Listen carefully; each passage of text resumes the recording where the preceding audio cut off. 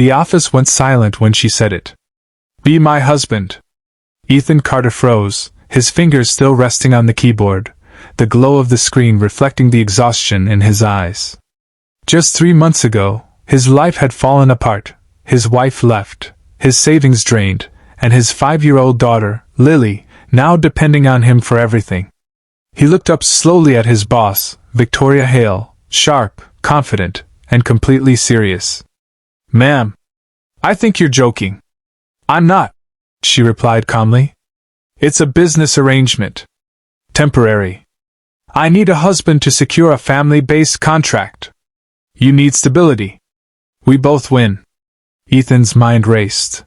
This wasn't just unusual, it felt impossible. But then he thought about Lily, her quiet questions at night, her small hands clutching his shirt, asking if everything would be okay. Victoria noticed the hesitation in his eyes. "You're a good man, Ethan. I've seen how you work, how you care. I wouldn't ask this from just anyone." That was the moment something shifted. Because no one had said that to him in a long time. Not since the divorce.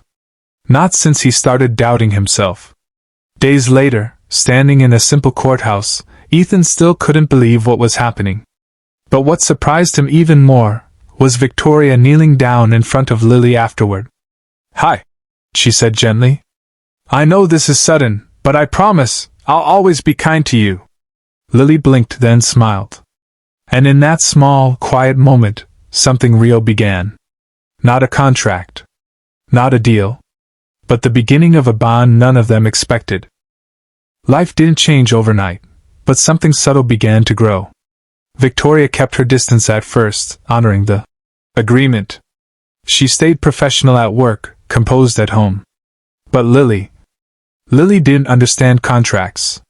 One evening, as Ethan worked late at the dining table, Lily quietly walked up to Victoria, holding a crayon drawing. "This is us," she said softly. Victoria looked down. 3 stick figures, one tall, one small, and one in between, all holding hands. Her expression softened. "I added you," Lily whispered, almost shy. "Because you smiled at me." That night, something cracked open inside Victoria. The next morning, Ethan noticed small changes. Breakfast was already made. Lily's lunch neatly packed. A gentle, "good luck," as he left for work. It felt real. But Ethan didn't want to believe in something temporary. One day, he finally asked, "Why me?" Victoria paused, then answered honestly, "Because you remind me of someone, my father. He was kind, even when life wasn't." She looked away. "He passed away before he could see me succeed." For the first time, Ethan saw not his boss, but a woman carrying quiet pain. Days turned into weeks. The house felt warmer. Laughter echoed more often. But then, the truth threatened everything. At a company event, a rival executive smirked, whispering just loud enough, "Everyone knows it's a fake marriage." Ethan's heart sank. Because suddenly, what felt real was at risk of falling apart. And this time, it wouldn't just break him. It would break Lily too. That night, silence filled the house. Ethan sat on the couch, staring at the floor, replaying those words again and again, "fake marriage." Victoria stood by the window, her usual confidence shaken. "I didn't think it would reach this point," she admitted quietly. Ethan looked up. "But it has." There was no anger in his voice, only something deeper, fear. "Lily's getting attached," he continued. "And honestly, so am I." The room grew still. Victoria turned, her eyes soft but conflicted. "This was never supposed to be real, Ethan." "But it is," he said firmly. "Maybe not on paper, but here." He placed a hand over his chest. For the first time, Victoria didn't have a response. The next day, things changed. At work, whispers spread. Doubts grew. The board began questioning Victoria's decisions, her credibility, her personal life.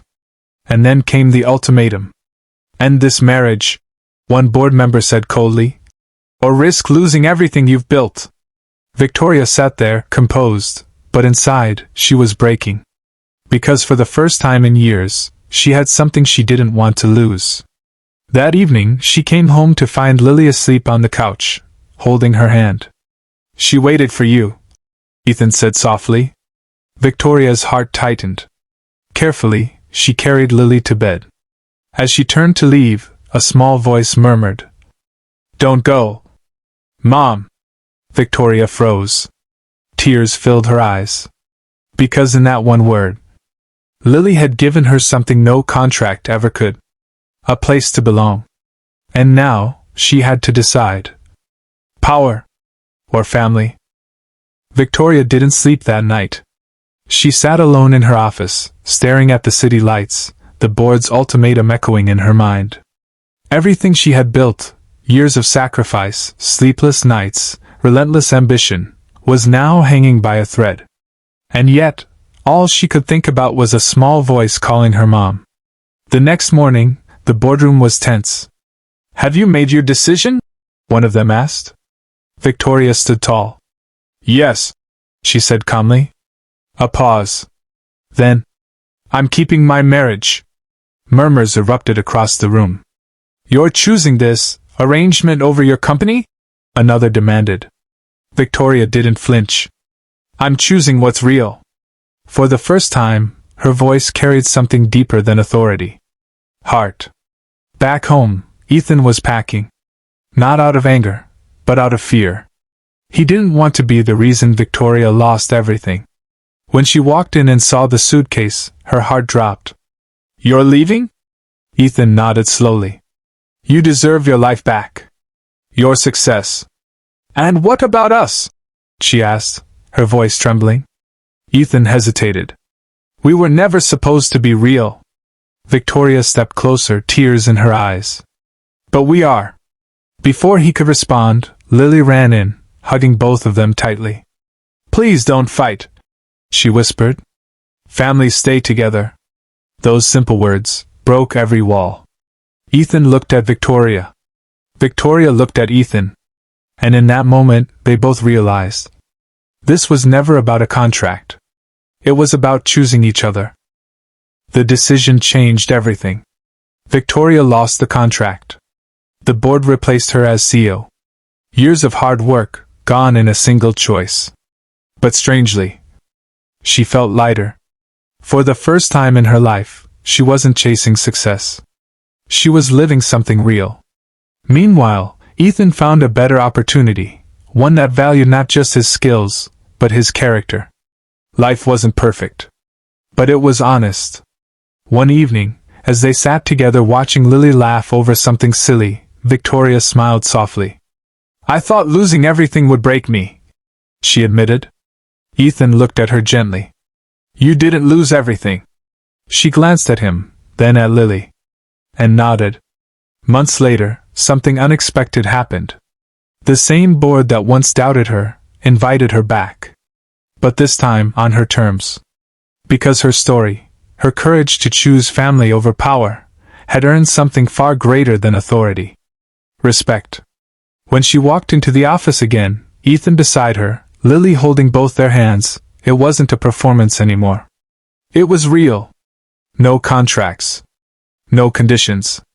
Just love, built through kindness, sacrifice, and trust.